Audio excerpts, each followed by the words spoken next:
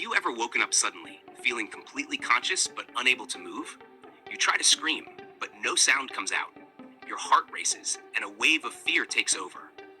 This experience is called sleep paralysis, and it can be terrifying. Sleep paralysis happens when your brain wakes up before your body. During deep sleep, your brain signals your body to stay still so you don't act out your dreams.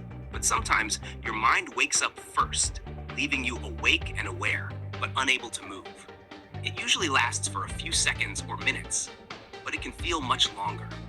You might feel a heavy weight on your chest, or even see shadows or figures in the room, which can make the experience even more frightening. While sleep paralysis can be unsettling, it's temporary. The good news is, there are ways to prevent it. Stick to a regular sleep schedule.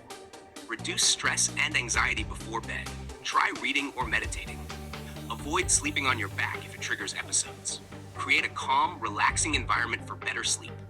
Remember, sleep paralysis is temporary, and with the right habits, you can reduce its frequency. If it becomes more frequent or troubling, consult a doctor for advice.